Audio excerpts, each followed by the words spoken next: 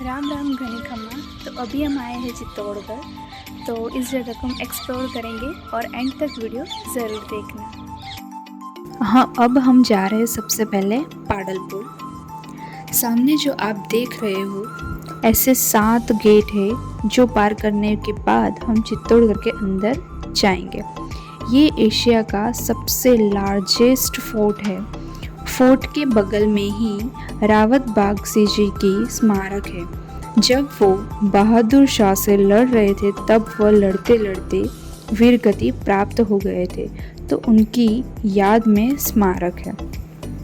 1567 में अकबर की आर्मी ने चित्तौड़गढ़ को बाहर से घेर लिया था।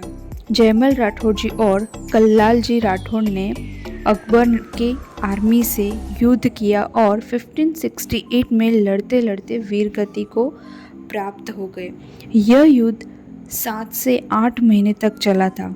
ऐसा भी कहते हैं कि जयमल राठौड़ बहुत ताकतवर थे, लेकिन उनकी टांगों में बारूद फटा था, तो उसकी वजह से टांगों का इस्तेमाल नहीं कर पा रहे थे। तो उन्होंने कल्लाल जी के कंधे पर बैठ के उन्होंने यह युद्ध किया था।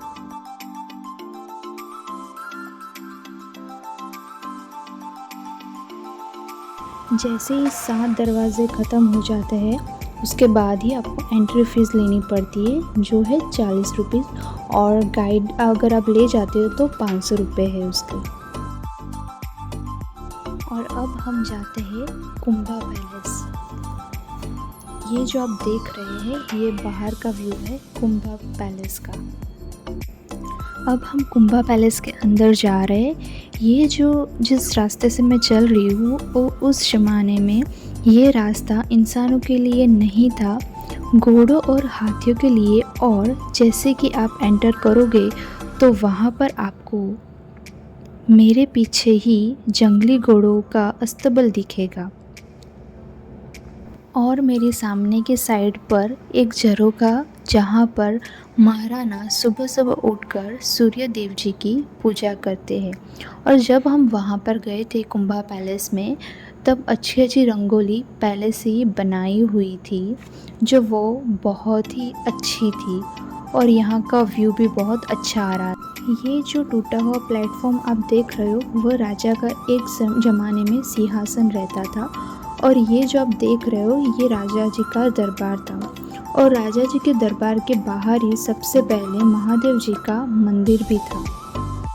राजा जी जब भी आते सबसे पहले मंदिर में दर्शन करने के बाद ही अपने दरबार में आते थे।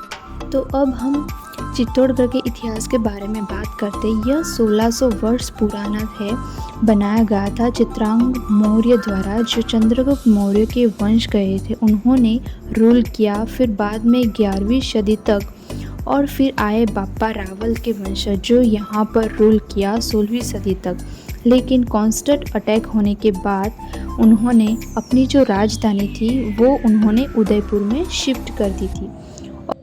और एक बात कि यह जगह को 2 हिस्सों में बांटा गया था। एक तरफ था मर्दाना और दूसरा था जनाना हिस्सा। मर्दाना मतलब वहाँ सिर्फ़ और सिर्फ मर्द लोग रहते थे, और जनाना जहाँ पर सिर्फ़ और सिर्फ औरतें रहती थी। ये 2 पार्ट है, एक तरफ है जनाना और दूसरी तरफ है मर्द।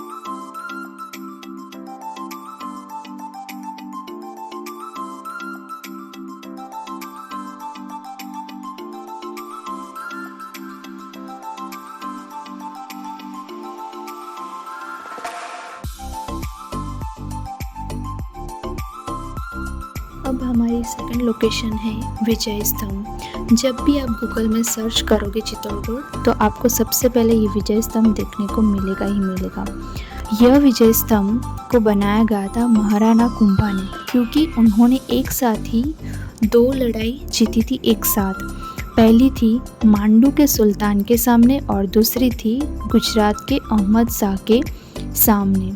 महाराणा कुंभा विष्णु भगवान के भक्त थे, और इसी वजह से इस स्तंभ का निर्माण उन्होंने 9 खंडों में किया, और उस समय यह बनाने में 10 साल लगे थे और करीब करीब 90 लाख का खर्च भी हुआ था। तो आप सबने पद्मावती मूवी तो देखी होगी। तो उस समय जो जौहर दिखाया गया था रानी पद्मिनी ने किया था वो यही जगह है और यहाँ बड़े बड़े जौहर किए गए थे, लेकिन सबसे बड़ा जौहर था रानी पद्मिनी का। 3 जौहर हुए थे, उसमें सबसे पहला पद्मिनी महारानी पद्मिनी का था और दूसरा महारानी कर्णावती का और तीसरा जब अकबर ने यहाँ पर चित्तौड़गढ़ पर हमला किया और वह जौहर किया गया था फूल कंवर द्वारा। ऐसा कहा जाता है कि चित्तौड़गढ़ पर कुल 30 हमले किया गया और उनमें से 3 हमले वह हार गए और उसी की वजह से हमलों में यहाँ पर 3 बार जौहर किया गया था। और तो और जौहर स्थल में राख और अटिया ज्वेलरी पाई गई थी और सरकार द्वारा प्रमाण दिया गया है कि एक्चुअली जौहर स्थल है। यहाँ पर शंकर जी के मंदिर के पास में ही गौमुखी कुंड है, जहाँ पर रॉयल फैमिली की औरतें स्नान करते थे और पूजा पाठ करने भी आते थे। और भी कहा जाता है कि यहाँ पर जो गौमुख से जो पानी निकलता है वो 12 महीने होता है और यह कहाँ से आता है और कहाँ का है पता नहीं, आज तक किसी को पता नहीं चला है। लेकिन मैंने यहाँ ऊपर से ही दूर से ही दर्शन किए थे, क्योंकि मेरी इतनी हिम्मत नहीं है कि मैं नीचे जाऊँ और वहाँ पानी में मेरे को थोड़ा डर लगता था, तो मैंने दूर से ही वीडियो शूट किया था। और वहाँ पर जाने के लिए सब लोग वहाँ पर कुछ ना कुछ मछलियों को खाने के लिए भी ले जा रहे थे, तो मैंने देखो यहाँ से ही वीडियो शूट किया हुआ है। तो आपको ये लेक भी दिखेगा थोड़ा बहुत नीचे का, और ये देखो ऊपर जो फोर्ट आपको दिख रहा है, देखो कितना पानी है तो भी सब जा रहे थे। और ये है उसका एंट्रेंस गेट, जहाँ पर सब कुछ लिखा हुआ है रानी पद्मिनी जी के पैलेस के बारे में। और ये देखो यहाँ पर सब लिखा है, तो अगर ऐसा हो तो आप यहाँ पर वीडियो पॉज करके फिर बाद में पूरा पढ़ लो।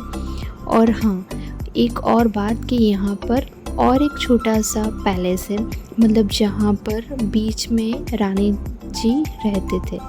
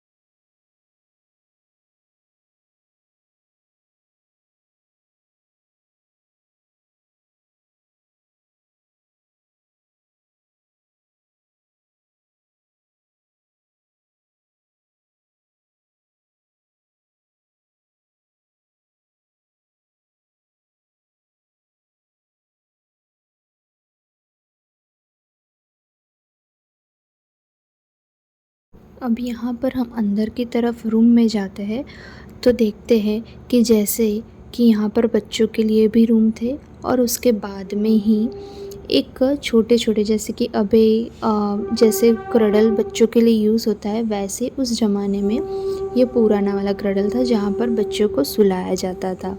ये देखिए।